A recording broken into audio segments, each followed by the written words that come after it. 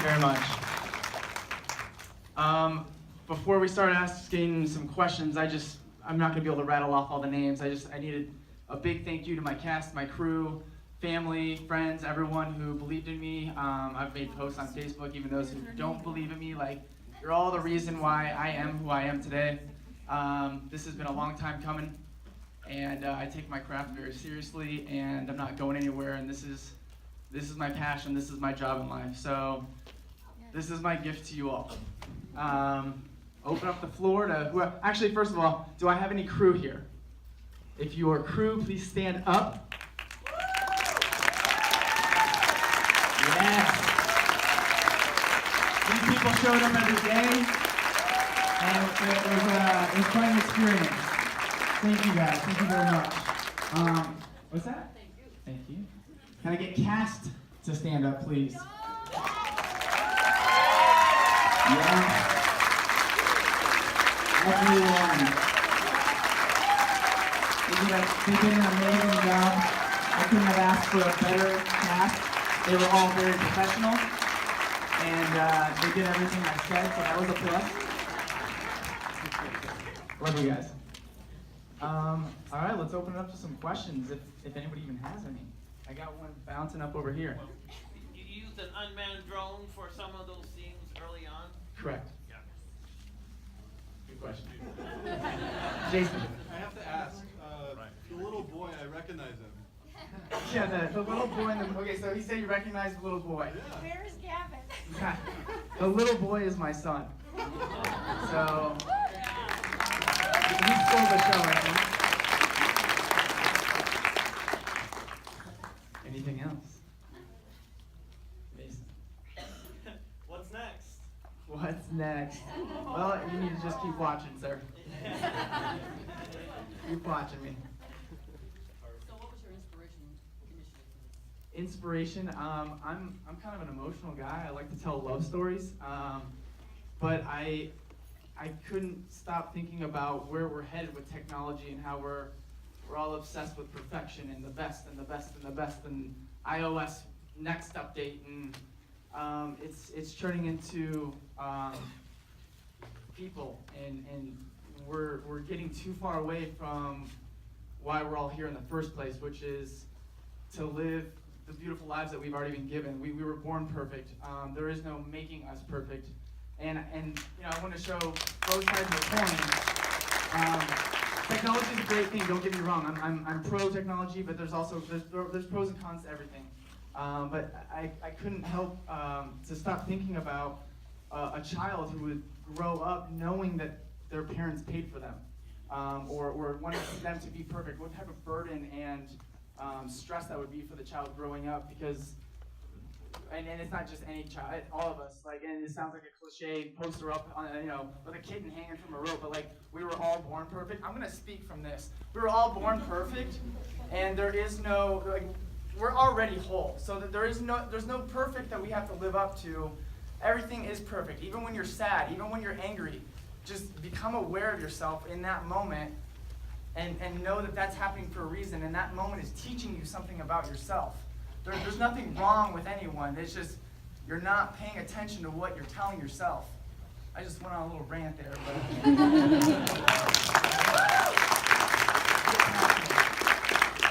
we want the best out of the other person. We don't focus on ourselves very much. And again, it's striving for that perfection, wanting someone else to be what you are instead of just seeing who they are and appreciating that and loving that.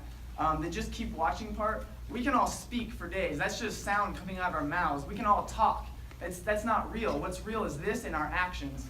So I think it's important that we judge each other, judge our loved ones, judge our off of their actions, not their words. So just keep watching. People will show you with their actions. You can't listen to their words. They're just noises. Yeah.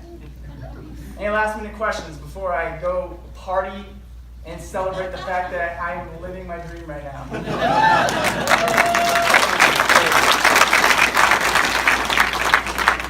you got Gavin to create that crime scene? And you know what? We've had a very, very, very personal conversation, so I'll go into that. But I'm not going to give away the entire process because that was between him and I. But right before that scene and prepping for that scene, we had a very, very long conversation from father to son. And I was a very, I don't want to say I was like super disciplined dad, but I definitely came down on him very, very hard when he was younger. And I definitely had, I don't want to say anger, but like we've all screamed at our kids. But there came a time where it just kind of snapped in my head and it was like, why? Why am I doing that? So, and there, I felt like there wasn't that much trust going on between the two of us because there was this, I'm your parent and you're my son. So I took that away. And I said, hey, I'm no longer your parent.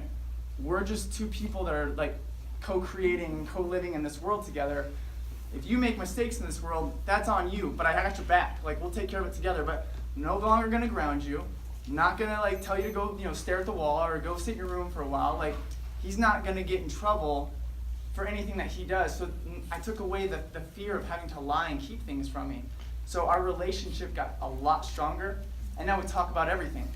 And because of that, I was able to get him in a situation where we could openly talk about a very personal situation, which was able to give him the tears. I also kept him up till like 11:30 at night.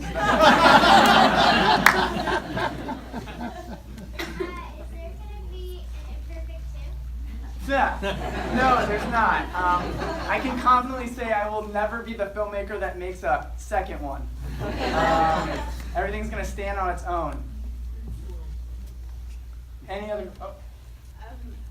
What is it about, what's a visceral experience for you? Is it just a tough topic, or what about your filmmaking do you think makes it a visceral experience? For me, visceral, words, again, like I just said, are just noise. So I wanted it to feel like an album, a mixtape almost. A movie doesn't do anything to me if it's just words and dialogue. What makes me feel and be inspired and passionate about filmmaking is when I feel it in my body, in my viscera. And that's where the word visceral comes from. But and I don't know if anyone got teary-eyed, but that's what it means. Like, I gotcha. I didn't say magical words. I didn't even have a lot of dialogue at some points. I got you because of the music and the feeling and what you could relate to. And I think that's more powerful than words because it allows you to tell your own story in your mind and allow that healing to happen a little bit easier. Visceral experience. Thank you. All right, so I guess to clarify during the movie, did Gavin actually find out like that night, like when he woke up kind of that his mom had died, or is that a conversation you thought would happen It's a kind of after conversation the in the future movie? when he's a big boy. Yeah, but he was obviously confused and scared, but he chose to trust him. He trusted love. Way up top, little girl. Did you want to be a filmmaker when you were like younger? When I was younger, I wanted to be all sorts of things. I actually wanted to be an architect for a while, and then I went to community college for a little bit, and then I said, I think I just want to go make movies. And then now I'm here. So yeah, lots of things. My dad, I mean, he raised me on movies. Like, it was like, hey, we got the day off. Want to go see a movie? I love movies. I study them. I obsess about them. That is my it's actually not even a 9 to 5. It's like I don't think it ever goes away. I'm just always studying. I sleep sometimes, but. Good time for one more question, then we have to go. Go ahead. So that being said, then what would you say is kind of the 1 or 2 movies that you've studied that have had the biggest impact on your directing style? Great question. It's very, very hard to knock it down to 2 movies, but I can say out loud right now one of my all-time favorite movies is by Thomas Andersen. It's called Magnolia, and that gave me a visceral feeling. It was like, it wasn't about the dialogue. It was like it does something to you. And then another film, going between 2 right now. I'm going to go for Darren Aronofsky's The Fountain. Just kind of one of those movies that got me and just took me to a whole other level of consciousness and why we're here. Let's give Brian another big hand.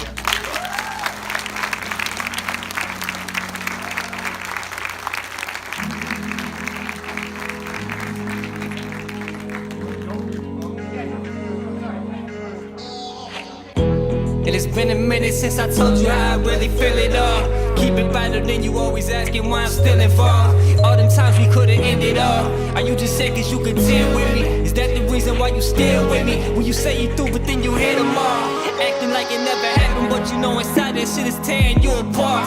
You just got good at pretending, but knowing you only in it cause you scared to start over again, but you sober again and it's hard to ignore it. Where you been feeling, it's hard to conceal and it's not as important. Probably hold it in, fuck the argument. Used to be so open, that's the shit I miss. We had something different, wonder where it went. I was always there, you just tell me when. But this right here been overdue. I know you gotta feel it too. Can't just be my point of view. But all that